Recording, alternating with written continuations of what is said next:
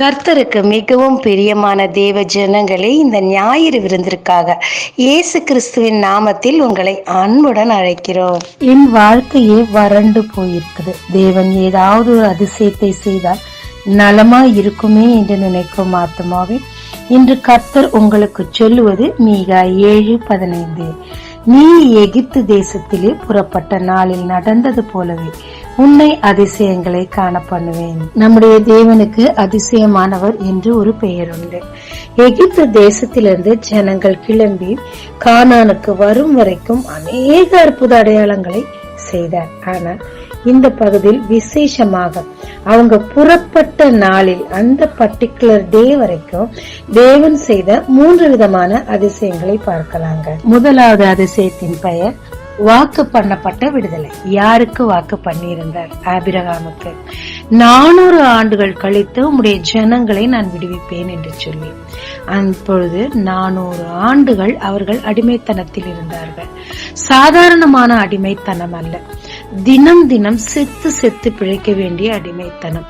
தாங்க முடியாமல், தாக்கு பிடிக்க முடியாமல் தேவனை நோக்கி அலறினார்கள். அன்று தேவன் அவர்களுக்கு வாக்கு பண்ணபடியே விசேஷித்தமான ஒரு விடுதலையை கொடுத்தார். இரண்டாவது அதிசயத்தின் பெயர் மற்றவர்களுக்கு இல்லாத அளவுக்கு ஆச்சரியமான பாதுகாப்பை நமக்கு தரும் அதிசயங்கள். கோசேன் நாட்டில எகிப்து ஃபுல்லா இருள் இருந்தாலும் அங்கு வெளிச்சம் இருந்தது. வண்டுகள் இருந்தாலும் இங்கு வண்டுகள் இல்லை. பேன்கள் அங்கு இருந்தாலும் கோசேனில் இல்லை. தவளைகள் இருந்தாலும் கோசேனில் இல்லை. அதைவிட கோசேனில் மரணம் இல்லை. எகிப்து முழுவதும் மரணமும் அலறுதலும் ஓலமும் இருந்தது. ஆனால் இவர்களுக்கோ அது எதுவுமே இல்லை. எப்பையும் எகிப்து ஜனங்களை நெருக்குவதிலேயே கான்சென்ட்ரேட் பண்ண அந்த ராஜா தன்னுடைய நாட்டின் பிரச்சனைகளை எப்படி சமாளிப்பது என்று யோசித்துக் கொண்டிருக்கும் போது இவர்களை மறந்திருக்க வேண்டும். எனவே அவர்களுக்கு அது ஒரு இளைப்பாறுதலின் நாளாக, ஒரு பாதுகாப்பின் நாளாக, அதிசயமான நாளாக அந்த நாட்கள் கோசேனில் அவர்களுக்கு இருந்தது. தேவன் நமக்கு விசேஷமான பாதுகாப்பை தந்து அதிசயமாய் நடத்துகிறார். மூன்றாவது அதிசயத்தின் பெயர் விசேஷித்த தயவு. இந்த மக்கள் இந்த இஸ்ரவேல் ஜனங்களால அதிகமா பாதிக்கப்பட்டிருக்காங்க. அவங்க என்னைக்கு தன் விடுதலைக்குன்னு கெஞ்சினாங்களோ, தேவனிடத்துல மோசே மூலம் போய் முறையிட்டாங்களோ, அன்னையில இருந்து எகிப்து ஜனங்களுக்கு அதிகப்படியான பாதகம். சொத்துக்களை இழந்தாங்க, வயல்களை இழந்தாங்க, தண்ணி குடிக்க முடியல. எதற்கு மேல ஒவ்வொரு வீட்டிலும் மரணமும் நஷ்டங்களும் இருந்தது, அழுகையும் மூலமும் இருந்தது. அப்பொழுது இவர்கள் புறப்பட வேண்டும் என்று சொன்ன போது இவர்களை அவர்கள் பழிவாங்கத்தான் வேண்டும். ஆனாலோ இவர்கள் அப்படி செய்யவில்லை. கேட்ட பொன்னையும் பொருளையும் கொடுத்து, அவர்கள் கண்களில் விசேஷித்த தயவை கொடுத்து, வரும் நாட்களில் அவங்களுக்கு செலவுக்கு தேவையான அனைத்தையும் கொடுக்கத்தக்கதாக எல்லோர் கண்களிலும் தேவன் தயவை கொடுத்திருந்தார். ஆமாங்க, எந்த விதமான அடிமைத்தனத்துல நீங்க மாட்டிட்டு இருக்கீங்கன்னு தெரியல.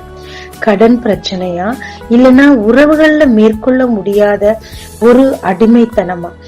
ஒவ்வொரு நாளும் தேவரீர் இந்த அடிமைத்தனத்துல இருந்து நான் சுயதீனமா இருக்க என்ன செய்ய வேண்டும் என்று சொல்லி அங்கலாச்சிட்டே இருக்கிறீங்களா? தேவன் இந்த நாளில் உங்களுக்கு வாக்கு பண்ணியிருக்கிறார். ஏற்கனவே வாக்கு பண்ணியிருந்தால் அதை நடத்துவார். இந்த நாளிலும் உங்களுக்கு வாக்கு பண்ணுகிறார்.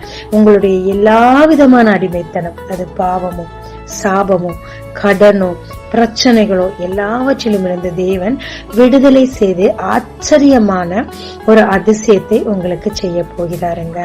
அதே மாதிரி மற்றவர்களுக்கு, உங்களை சுற்றி இருக்கவங்களுக்கு இருக்கிற சூழ்நிலை தான் உங்களுக்கு நீங்க நினைக்கலாம்.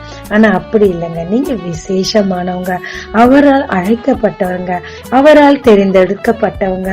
உங்களுக்கு தேவன் மற்றவர்களுக்கு வரும் பாதிப்பை கொடுக்கவே மாட்டார். பயந்து போயிருக்கீங்களா? விசுவாசத்தால அவங்களுக்கு அந்த பிரச்சனை வந்துச்சு, இவங்களுக்கு இந்த பிரச்சனை வந்துச்சு, எனக்கும் வந்துருமா, என் வாழ்க்கை என்ன ஆகும்னு சொல்லி பயந்து போயிருக்கீங்களா? இல்ல இல்ல, தேவனுடைய பாதுகாப்பின் கரத்துல உங்களை நீங்க ஒப்பு கொடுங்க. அப்போது தேவன் தாமே ஒரு விசேஷமான பாதுகாப்பை, மற்றவர்களுக்கு வரும் பிரச்சனைகள் உங்களுக்கு வராதபடிக்கு தேவன் ஒரு விசேஷித்த பிரித்தெடுக்கப்பட்ட ஒரு பாதுகாப்பை உங்களுக்கு தருவார். ஏனென்றால் நீங்க அவருக்காக பிரித்தெடுக்கப்பட்ட ஜனங்கள். அந்த குரூப்ல மட்டும் இருக்கிறீங்களான்றத செக் பண்ணி பாருங்க. அதற்கு அவர் கற்பனைக்கு கீழ்ப்படிஞ்சாலே போதுங்க. 3வதுல விசேஷித்த தயவு, யாரெல்லாம் உங்க மேல கடினமா இருந்தாங்களோ, யாரெல்லாம் உங்களுக்கு பிரச்சனை கொண்டு வந்தாங்களோ, உங்க ஆபீஸ்ல அதிகாரியா இருக்கலாம், உங்க காலேஜ் டீச்சர்ஸா இருக்கலாம், இல்ல உங்க வீட்டுல மனைவியோ கணவனோ கூட இருக்கலாம். அவர்கள் இத்தனை நாள் கடினமா குடித்து அடித்து கர்த்தருக்குள் நீங்க வரக்கூடாதபடிக்கு தடை செய்திருந்தாலும், இந்த நாளில தேவனுடைய நாமத்துல அதிசயங்களை செய்கிறவரே என்று சொல்லி அவர்களிடத்துல உங்களை தாழ்த்தி நீங்க நில்லுங்க. தேவன் அவர்கள் கண்கள்ல விசேஷித்த தயவை கொடுத்து உங்களுக்கு பெரிய ஆச்சரியமான காரியத்தை செய்வார். இந்த தயவு எஸ்தருக்கு இருந்துச்சு பாருங்க. அவங்க ஒரு அடிமை தான், ஆனா போன இடமெல்லாம் அவங்களுக்கு தயவு இருந்துச்சு. ஏன் இருந்துச்சு? அவங்க தேவனால் தெரிந்தெடுத்துக் கொள்ளப்பட்டவங்க. நாம தேவனால் தெரிந்தெடுத்துக் கொள்ளப்பட்ட கூட்டத்துல இருக்கிறோமா அப்படின்றத மட்டும் செக் பண்ணி பாருங்க.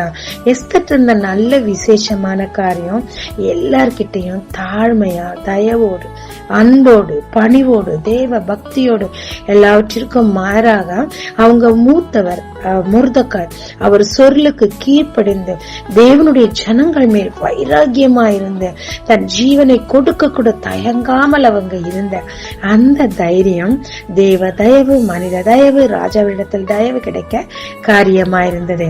இந்த விசேஷித்த தயவு உங்களுக்கு வேண்டுமானா நீங்களும் இந்த காரியத்தை நீங்க உபயோகப்படுத்தும் போது தேவன் உங்களுக்கு ஒரு விசேஷித்த தயவை கொடுத்து ஆச்சரியமான அதிசயமான காரியங்களை செய்வார். ஜெபிக்கலாமாங்க. கர்த்தாவே, நீர் அதிசயமான கர்த்தர், அதிசயங்களை செய்கிற கர்த்தர், ஆச்சரியமான தேவனா இருக்கிறீர் ஐயா. இதற்கு பெயரே உமக்கு இருக்குது ஆண்டவரே. அதற்காக உம்மை நன்றியோடு ஸ்தோத்திரிக்கிறேன். இது நிமித்தமாக உம்மிடத்தில் எனக்கு நம்பிக்கை உண்டு கர்த்தாவே. என் வாழ்க்கையிலே இதுவரைக்கும் வெறுமையும் ஆண்டவரே தனிமையும் ஏமாற்றங்களும் அடிமைத்தனமும் இருந்ததையா, பாதுகாப்பற்ற சூழ்நிலை இருந்ததையா. தேவரீர் அதிசயத்தை செய்கிற தேவனே, அந்த நேற்றும் இன்றும் என்றும் மாறாதவரே, இஸ்ரவேலருக்கு அன்று செய்த அதிசயம் இன்றும் அவர்களுக்குள் நீர் செய்து கொண்டிருக்க அதிசயத்தை என் வாழ்க்கையிலும் செய்யும் ஐயா. தேவரீர் பலிக்க செய்யும் ஐயா.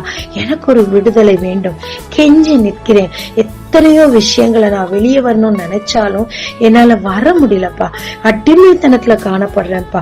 தயவா இறங்கி என் மேல் இறங்கி கர்த்தாவே எனக்கு ஒரு ஆச்சரியமான விடுதலையை கட்டளையிடுவீராக. அப்படியாக தயவற்று கிடக்கிறேனப்பா. நான் எங்க போனாலும் முட்டுக்கட்டை, எங்க போனாலும் தடை, எங்க போனாலும் எதுவுமே நடக்க மாட்டேங்குது ஆண்டவரே.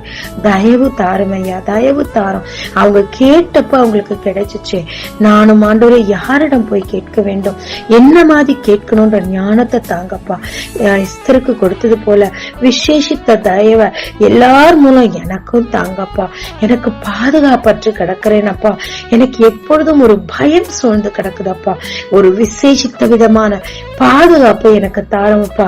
மற்றவர்களுக்கு வந்த அழிவு, என் கண் முன்னாடி நான் பார்த்த அழிவு எனக்கோ, என் குடும்பத்துக்கோ, என் பிள்ளைகளுக்கோ, என்னை சார்ந்தருக்கோ, என் சபைக்கோ வராதபடிக்கு ஆண்டவரே நீர் பாதுகாத்துக் கொள்ளும் ஐயா. ஆண்டவர் தாமே பெரிய காரியங்களை செய்யும். இந்த அதிசயங்களை என் கண் காண உதவி செய்யும். நான் அதை உணர உதவி செய்யும். உன் வாக்குகள் எல்லாம் என் வாழ்க்கையில் நிறைவேற உதவி செய்யும். தயவாய் என் ஜெபத்தை கேளும். ஒரு பெரிய மாற்றத்தை காண கிருபை தாரும். இயேசு மூலம் பிதாவே, ஆமென்.